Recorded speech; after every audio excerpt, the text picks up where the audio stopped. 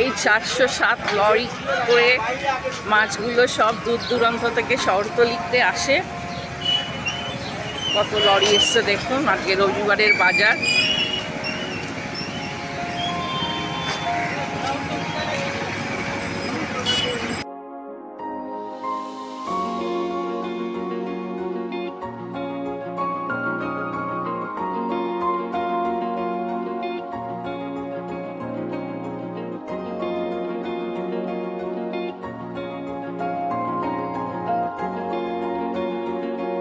কত লরি,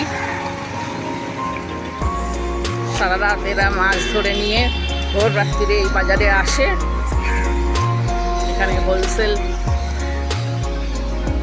বিক্রি করে দিয়ে ওরা আবার 7টা, 7:30, 8টার মধ্যে চলেও যায়। এটা একটা কলকাতার হোলসেল মাছ বাজার। যদি চ্যানেলটি ভালো লাগে তবে অবশ্যই সাবস্ক্রাইব করবেন, লাইক করবেন, শেয়ার করবেন, কমেন্ট করবেন। ততদিনে ভালো থাকুন, সুস্থ থাকুন। মাছ দেখতে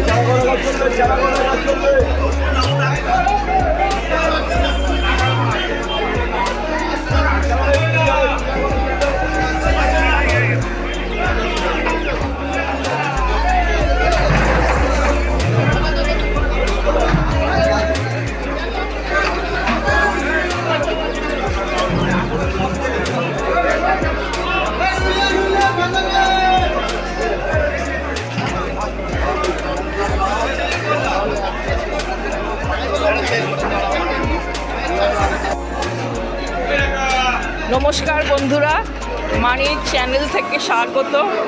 আমি এখন হোলসেল মাছ বাজারে এসেছি। এটা তো হোলসেল, এটা হোলসেল মাছের বাজারে এসেছি। আপনারা একটু গল্পটা শুনুন। এই বাজারটা কতদিনের পুরনো? কত বছর? 50 বছরের পুরনো মার্কেট এটা। আর এই মাছগুলো মোটামুটি কোথা থেকে আসে? মেদিনীপুর, নলবন। আচ্ছা, যায় কোথায়? এটা বাজারে বাজারে যায়, হাওড়া, কলকাতা, সব বাজারে যায়, সব মার্কেটেই যায়। দেখুন মাছের সাইজ, এরকম বড় মাছ দেখুন। এই মাছগুলো হাওড়া থেকেই আসে। হাওড়া থেকে আসে, মেদিনীপুর, হাওড়া, বিভিন্ন শহরতলি থেকে আসে। কলকাতার বিভিন্ন বাজারে এগুলো সাপ্লাই হয়। আর ভোরবেলা কটা থেকে মাছটা বাজার, ভোর 4টে থেকে বাজার বসে। যতক্ষণ কেনা বেচা চলে ততক্ষণই চলে। আচ্ছা, ধন্যবাদ দাদা। কেন কিছু মাছ বাছাবুছি হচ্ছে, তারই একটা ছবি দিলাম।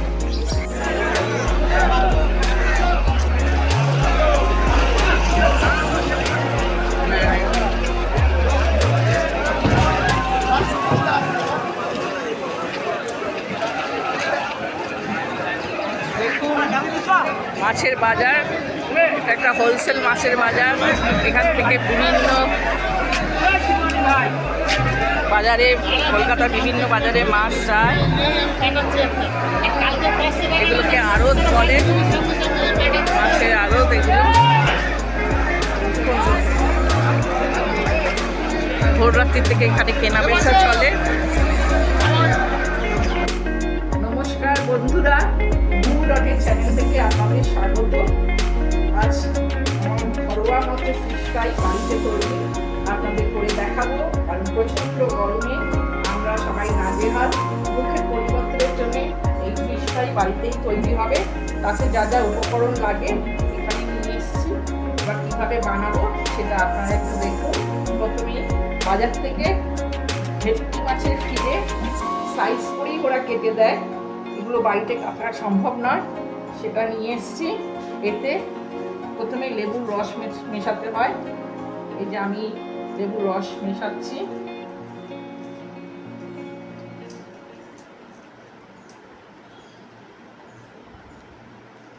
ভিনিগার দিয়ে অন্তত 4-5 ঘন্টা রেখে দেবো।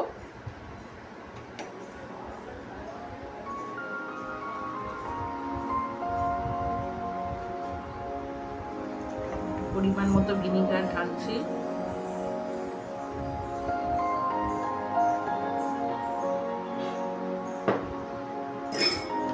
এটা এখন মাত্রকে ভিজিয়ে রাখবো যাতে নরম হয়ে যায়।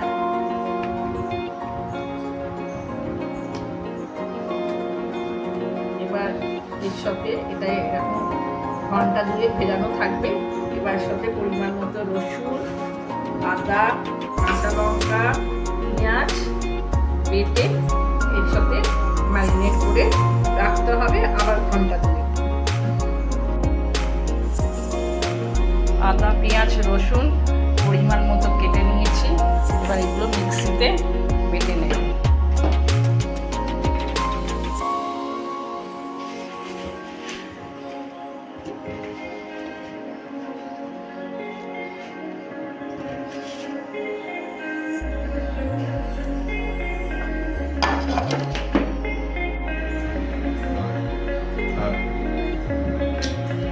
মশলাটা বেটে নিয়েছি মিক্সিতে। এবার যে ভিজিকারে যে জলটা ছিল সেটা ফেলে দিয়েছি, দিয়ে আর মশলাটা এর মধ্যে মাখিয়ে আবার ঘন্টাখানেক রেখে দেবো।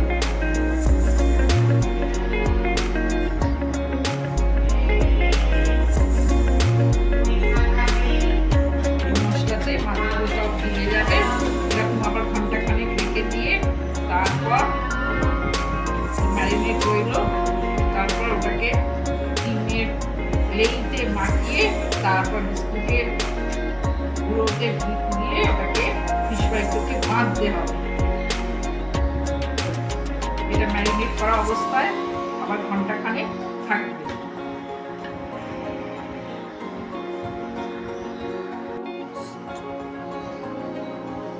মাছগুলোকে তো মশলা দিয়ে ম্যারিনেট করে রেখেছিলাম। এবার ডিমটাকে ফাটিয়ে এই পাত্রের মধ্যে ঢাললাম। দেখে নিন,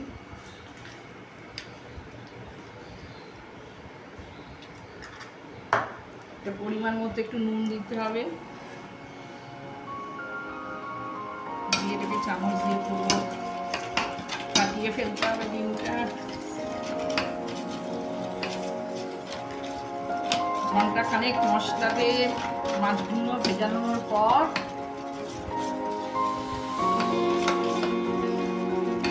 ডিমটাকে ফাটিয়ে একটু নুন দিয়ে এই মতো করে নিলাম।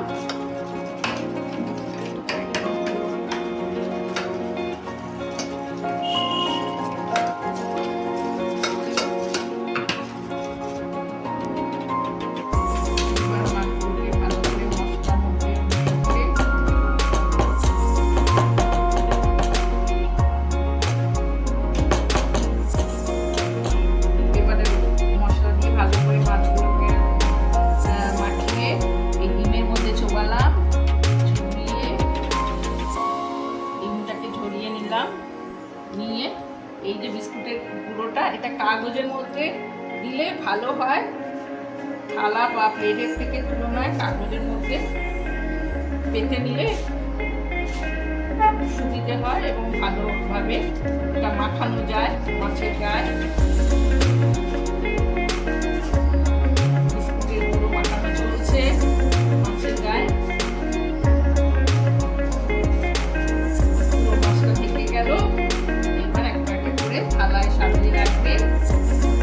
যখন খাবে তার আগে হালকা আছে ওটাকে ফ্রাই করতে হবে।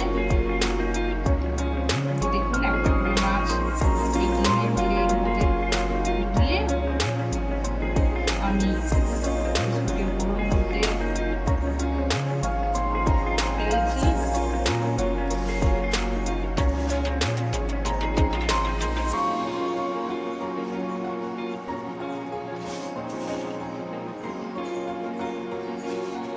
কাগজের মধ্যে হলে রসটা অনেকটা শুষে নেয়।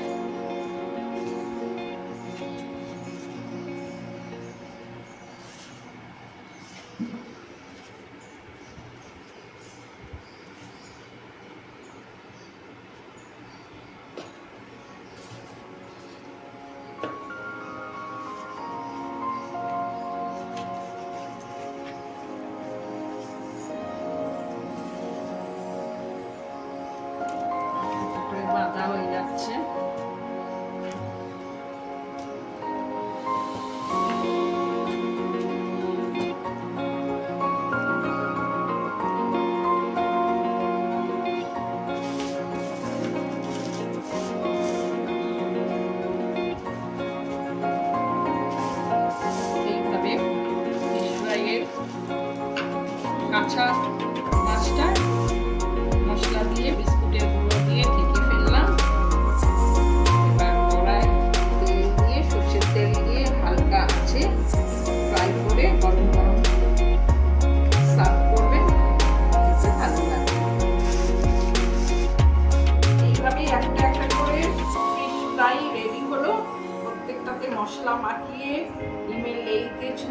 তারপর বিস্কুটের গুঁড়ো মাখিয়ে কাঁচা অবস্থায় এটা তৈরি।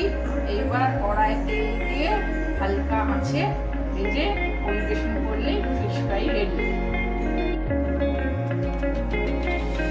গ্যাসে কড়া বসিয়ে তেল দিয়ে দিলাম।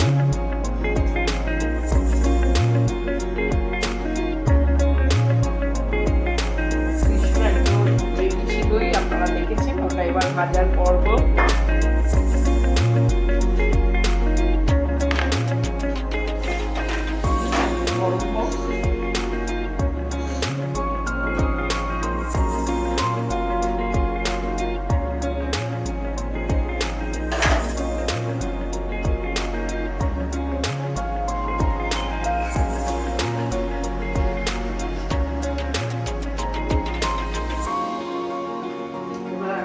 ছাড়ছি, দেখুন গ্যাসটাকে লো করে দেওয়া আছে।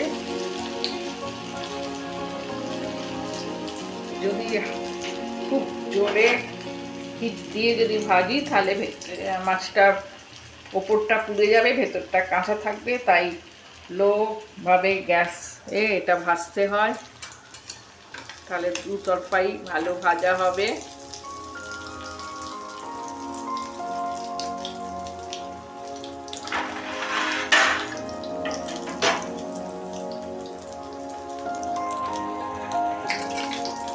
ভাজা হয়ে গেছে, এবার আমরা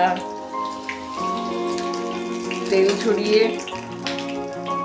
তুলে নেব।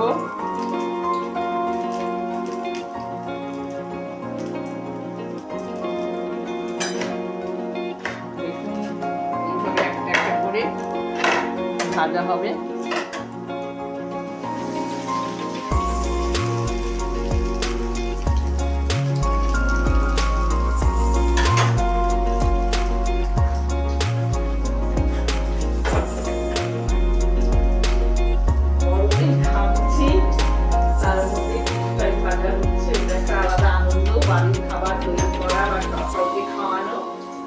মজাই আলাদা। ফিশ ফ্রাই রেডি হয়ে গেছে, ভাজা কমপ্লিট। এবার গরম গরম বাড়ির কর্তা একটা খেয়ে দেখুন কেমন লাগছে। সার্ভ করা স্যালাড দিয়ে।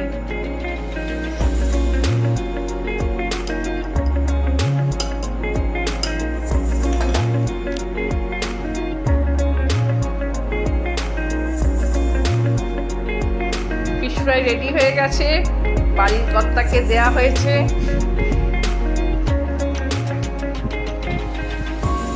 খেয়ে দেখুন কেমন লাগে, কেমন লাগছে মুখে বলো।